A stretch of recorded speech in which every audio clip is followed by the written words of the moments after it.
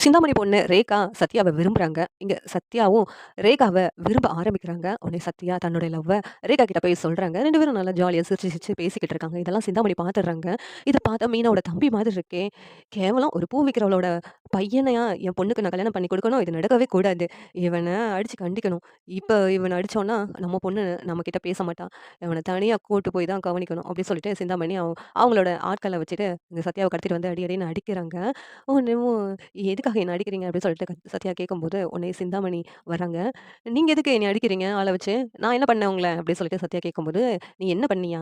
எதுக்காகடா? என் பொண்ண நீ லவ் பண்ணிக்கிட்டு இருக்க?" அப்படின்னு சொல்லிட்டு கேட்குறாங்க. உடனே, "உங்க பொண்ண நான் எங்க லவ் பண்ணேன்?" அப்படின்னு சொல்லிட்டு சத்யா சொன்னதும், "ரேகா என்னுடைய பொண்ணு.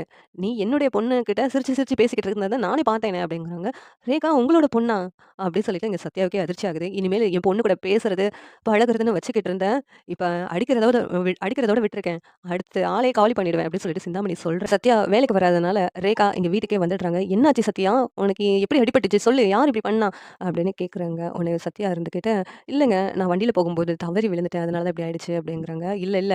அப்படி இருந்துச்சுன்னா நீங்க எதுக்கு என்கிட்ட பேசவே இல்ல? எனக்கு என்னமோ சந்தேகமா இருக்குது. எங்க அம்மா தான் இப்படி பண்ணாங்களா? ஏன்னா எங்க அம்மாவ பத்தி எனக்கு நல்லாவே தெரியும். சொல்லுங்க சத்யா" அப்படின்னு கேட்குறாங்க. "ஆமாங்க. உங்க அம்மா சிந்தாமணியா? உங்க அம்மா சிந்தாமணின்னு எனக்கு தெரியவே தெரியாதே!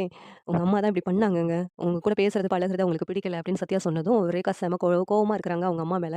இந்த சீரியல் எப்படி இருந்தா நல்லாருக்கும் நீங்க நினைக்கிறீங்கன்னு கமெண்ட் பண்ணுங்க. இந்த வீடியோ பிடிச்சிருந்தா லைக் பண்ணுங்க, ஷேர் பண்ணுங்க, சப்ஸ்கிரைப் பண்ணுங்க. Thank you.